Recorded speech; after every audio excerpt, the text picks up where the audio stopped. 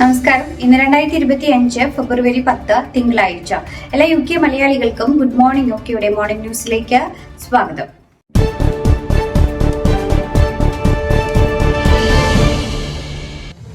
അനധികൃത കുടിയേറ്റം കണ്ടെത്താൻ കഴിഞ്ഞ മാസം 800-ലധികം റെയ്ഡുകൾ നടത്തിയെന്ന് കണക്കുകൾ. ഇതിന് പിന്നാലെ 600-ലധികം എമിഗ്രേഷൻ അറസ്റ്റുകൾ നടന്നതായി ആഭ്യന്തര ഓഫീസ് അറിയിച്ചു. കഴിഞ്ഞ വർഷം ജനുവരിയുമായി താരതമ്യപ്പെടുത്തുമ്പോൾ ഇത് 73% വർധനവാണ്. 556 സന്ദർശനങ്ങളിലായി 352 പേരെ അറസ്റ്റ് ചെയ്തതായും സർക്കാർ വ്യക്തമാക്കുന്നു.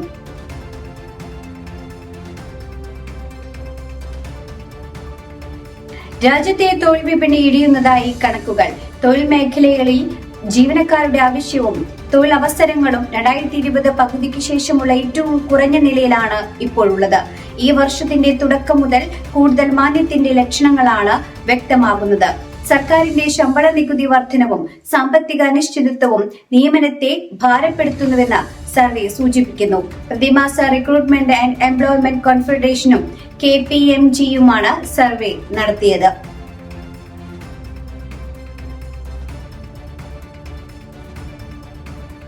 ലേബർ പാർട്ടിയുടെ തെരഞ്ഞെടുപ്പ് പ്രകടന പത്രികയിൽ വാഗ്ദാനം ചെയ്ത 1.5 ദശലക്ഷം പുതിയ വീടുകളുടെ നിർമ്മാണം നടപ്പിലാക്കുമെന്ന് ഉപപ്രധാനമന്ത്രി ഏഞ്ചല റെയ്നർ അറിയിച്ചു.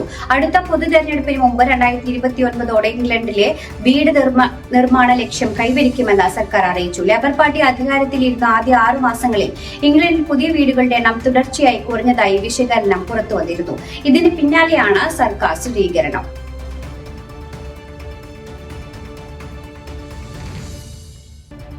മോശം ഉപഭോക്തൃ സേവനവും സങ്കീർണമായ സംവിധാനങ്ങളും രാജ്യത്തെ നികുതി വിഭാഗത്തിന്റെ വിശ്വാസം നഷ്ടപ്പെടുകയാണെന്ന് റിപ്പോർട്ട്. വ്യക്തിഗത നികുതിദായകർക്കും മിക്ക ബിസിനസുകാർക്കും HM റവന്യൂ ആൻഡ് കസ്റ്റംസിൽ ഉണ്ടായിരുന്ന വിശ്വാസത്തിന്റെ അളവ് 2020 മുതൽ കുറഞ്ഞതായി കണ്ടെത്തി. നാഷണൽ ഓഡിറ്റ് ഓഫീസ് പ്രസിദ്ധീകരിച്ച റിപ്പോർട്ടിലാണ് ഇത് വ്യക്തമാക്കുന്നത്. 2015 മുതൽ അതോറിറ്റി അതിന്റെ മോഡലിംഗ് ടൂൾ പൂർണ്ണമായി അപ്ഡേറ്റ് ചെയ്തിട്ടില്ല എന്നത് ഉൾപ്പെടെയുള്ള നിരവധി കാരണങ്ങളാണ് ഇതിന് കാരണം.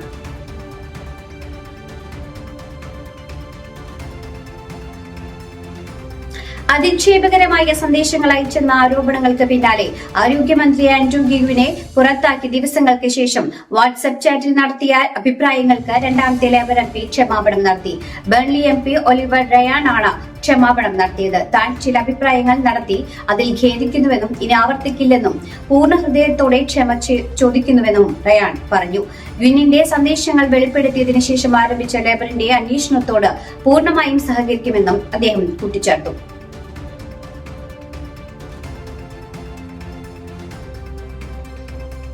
സ്കോട്ട്ലൻഡിലെ ഏറ്റവും വലിയ കുട്ടികളുടെ മാനസികാരോഗ്യ ആശുപത്രിയിലെ നഴ്സിംഗ് സ്റ്റാഫുകൾക്കിടയിൽ നിന്ന് ക്രൂരമായ പെരുമാറ്റം ഉണ്ടായി എന്ന് വെളിപ്പെടുത്തൽ നടത്തി മുൻ രോഗികളായ കുട്ടികൾ.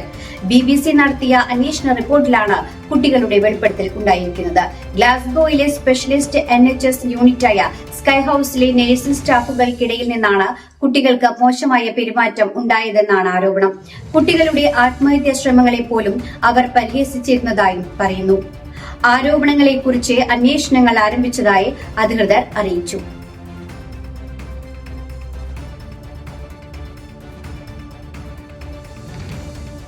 നിർത്തിയിട്ട ഹൈവേ വാഹനത്തിൽ കാറിടിച്ച് ഡ്രൈവർക്ക് ഗുരുതര പരിക്ക്. സ്റ്റാൻസ്റ്റഡ് എയർപോർട്ടിലെ ജംഗ്ഷൻ 8നും ഗ്രേറ്റ് ചെസ്റ്റർഫോർഡിലേക്കുള്ള ജംഗ്ഷൻ 9നും ഇടയിലുള്ള M11ൽ ഇന്നലെ രാത്രിയിലാണ് അപകടമുണ്ടായത്. Essex County Fire and Rescue Service, police, പാരാമെഡിക്കലുകൾ, ഹൈവേ ഓഫീസർമാർ എന്നിവരുടെ സഹായത്തോടെ കാർ പൊളിച്ചാണ് ഡ്രൈവറെ പുറത്തെടുത്തത്. ഗുരുതര പരിക്കേറ്റ ഡ്രൈവറെ ആശുപത്രിയിൽ പ്രവേശിപ്പിച്ചതായി ഫയർഫോഴ്സ് അധികൃതർ അറിയിച്ചു.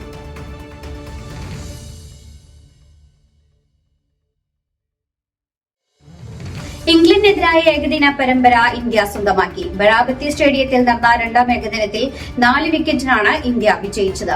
ടോസ് നേടിയ ഇംഗ്ലണ്ട് ആദ്യം ബാറ്റിംഗ് തെരഞ്ഞെടുക്കുകയായിരുന്നു. ഇംഗ്ലണ്ട് 49.5 ഓവറിൽ 304 റൺസ് എടുത്തു. മറുപടി ബാറ്റിംഗിനിറങ്ങിയ ഇന്ത്യ 44.3 ഓവറിൽ 6 വിക്കറ്റ് നഷ്ടത്തിൽ ലക്ഷ്യം മറികടന്നു. 90 പന്തുകളിൽ നിന്ന് 12 ഫോറും 7 സിക്സും സഹിതം 119 റൺസ് എടുത്ത രോഹിത് ശർമ്മയാണ് പ്ലെയർ ഓഫ് ദി മാച്ച്.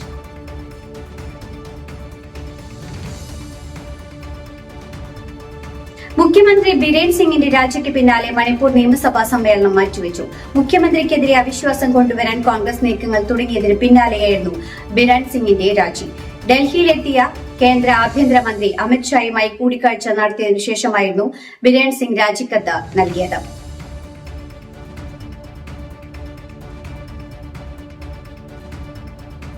കേന്ദ്ര സർക്കാരിന് കീഴിലുള്ള കയർ ബോർഡിന്റെ കൊച്ചി ഓഫീസിനെതിരെ ഗുരുതര തൊഴിൽ പീഡന പരാതി.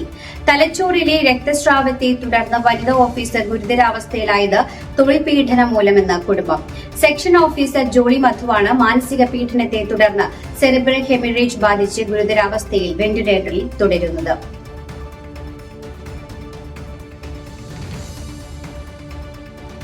പാതിവില തട്ടിപ്പ് കേസിൽ രാഷ്ട്രീയ നേതാക്കൾക്ക് പണം നൽകിയെന്ന മൊഴി നൽകി പോലീസ് കസ്റ്റഡിയിലുള്ള പ്രതി അനന്തു കൃഷ്ണൻ. എറണാകുളം ജില്ലയിലെ ഒരു MLA 7 ലക്ഷം രൂപ, ഇടുക്കി MP ഡീൻ കുര്യാക്കോസ് 45 ലക്ഷം രൂപ, CPIM ഇടുക്കി ജില്ലാ സെക്രട്ടറി CV വർഗീസിന് 25 ലക്ഷം രൂപ, കോട്ടയം MP ഫ്രാൻസിസ് ജോർജിന് 10 ലക്ഷം രൂപ എന്നിങ്ങനെ കൈമാറിയെന്നാണ് അനന്തകൃഷ്ണൻ പോലീസിന് മൊഴി നൽകിയിരിക്കുന്നത്. മൂവാറ്റുപുഴയിലെ യുവ കോൺഗ്രസ് നേതാവിന് 5 ലക്ഷം രൂപ കൈവായ്പയായി നൽകിയെന്നും മൊഴിയുണ്ട്. ഇന്നലെ നടന്ന തെളിവെടുപ്പിന് ശേഷമായിരുന്നു അനന്തകൃഷ്ണൻ പോലീസിന് നിർണായക മൊഴി നൽകിയത്.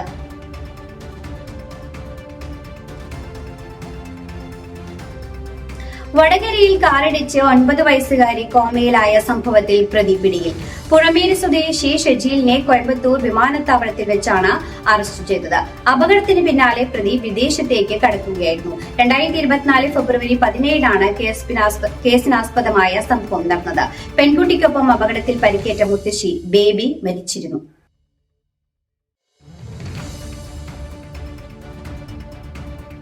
ഇതോടുകൂടി വാർത്ത